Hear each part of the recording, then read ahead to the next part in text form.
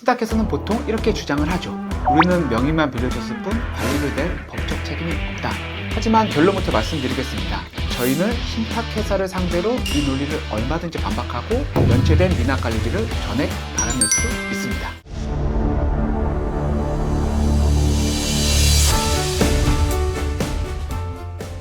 안녕하세요. 부동산 분쟁의 현장에서 진짜 이야기를 전하다. 부동산 전문 로펌의 대표 변호사 배준철입니다. 오늘은 많은 분들이 궁금해하시는 신탁회사를 상대로 미납된 관리비를 청구할 수 있는지, 즉 신탁회사를 상대로 하는 관리비 청구 소송에 관한 핵심 전략을 빠르고 명쾌하게 정리해 드리겠습니다. 오늘 영상은 특히 상가 관리단 등 집합건물의 관리단 관계자분들께 매우 중요합니다. 이 영상을 꼭 보시고 승소를 위한 전략을 잘 이끌어낼 수 있도록 제가 과거에 진행했고 그리고 현재도 진행하고 있는 실제 사건을 중심으로 상세히 설명해 드리겠습니다. 사실 2년, 3년 전부터 부동산 시장이 한번 꺾이면서 아파트를 제외하고 소위 말하는 수익형 부동산이라고 하는 상가, 지식산업센터, 오피스 등의 시장이 침체가 빠졌습니다. 그래서 미분양이 발생하기 시작했고 수분양자가 없어서 소유권이 그대로 신탁회사로 남아있는 경우들이 매우 많습니다. 사실 문제는 신탁회사가 소유자로 되어 있는 부동산의 경우에는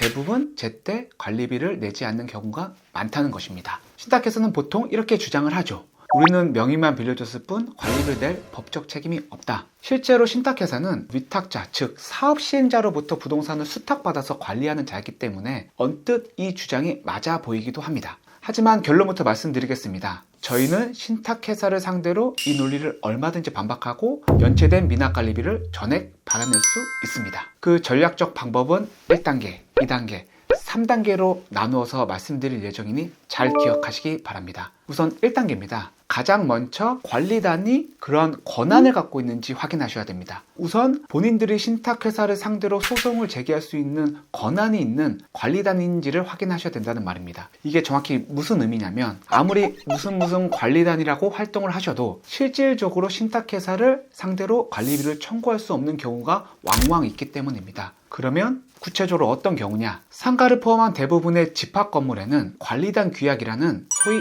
내규가 있습니다. 이 관리단 규약에 관리단이 구분 소유자 등을 대신해서 관리비를 징수할 수 있는 권한이 있다는 내용이 반드시 관리단에게 부여되어 있어야 합니다. 만약 그런 규약에 그런 근거 규정이 없는 관리단은 신탁회사를 상대로 관리비 청구 소송을 하면 어떻게 되겠습니까? 패소하게 됩니다. 따라서 집합건물의 관리단 관계자라면 반드시 가장 기본적으로 관리단 규약에 해당 내용을 사전에는 넣으셔야 되고 소송을 제기하기 전에는 해당 내용이 있는지 반드시 확인하셔야 됩니다. 이게 첫 번째 단계고 다음으로는 두 번째 단계. 이게 약간 법률적이고 법적인 내용들이 많이 있어서 조금 어려울 수도 있지만 잘 기억하시기 바랍니다. 두 번째 단계로는 개정 신탁법과 대법원 판례를 숙지하셔야 됩니다. 제가 지금부터 설명드리는 대법원 판례를 알고 계셔야 합니다. 최근 2025년에 선고된 대법원 판례에서 매우 중요한 판결이 하나 나왔습니다. 이 대법원 판례를 간략하게 요약드리면 신탁회사가 신탁원부 등기를 하면서 신탁회사 우리는 관리비 책임이 없다라고 명시해서 등기했다고 하더라도 제3자인 집합건물의 관리단에게는 이를 대항할 수 없고 미납된 관리비 전액에 대해서 신탁회사가 책임이 있다고 명시적으로 판결했습니다. 이 판결의 구체적인 사건 번호는 2022-233164 판결입니다. 사실 소송을 진행하다 보면 신탁회사에서는 등기는 제3자에게 대항할 수 있는데 우리는 등기한 내용에 분명히 관리비 책임이 없다. 오로지 진짜 소유자인 위탁자, 즉 사업시행자에게만 책임이 있다라고 명시했다라고 주장합니다. 사실 과거에는, 즉 구체적으로는 2011년 7월 신탁법이 개정되기 전에는 이러한 주장이 받아들여져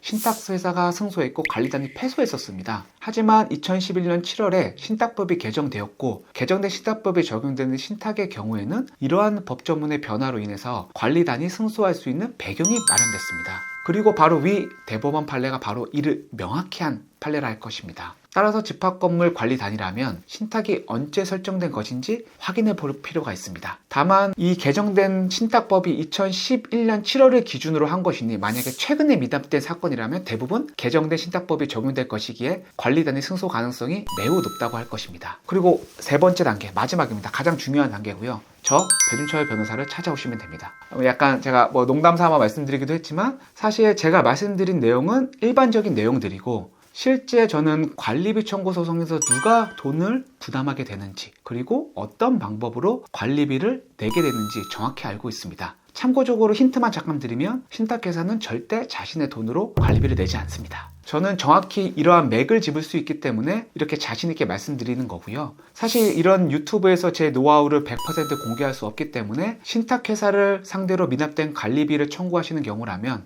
집합건물 관계자분들께서는 저에게 연락을 주시면 되겠습니다. 오늘은 신탁회사를 상대로 하는 관리비 청구 소송에서 앞서 말씀드린 3가지 핵심 사항만 기억하시면 충분히 해결할 수 있습니다. 특히 3번째가 가장 중요한 것 같습니다. 오늘 영상이 도움이 되셨다면 좋아요와 구독 부탁드리고요. 궁금한 사례나 주제가 있다면 댓글로 남겨주세요. 저는 배준철 변호사였습니다.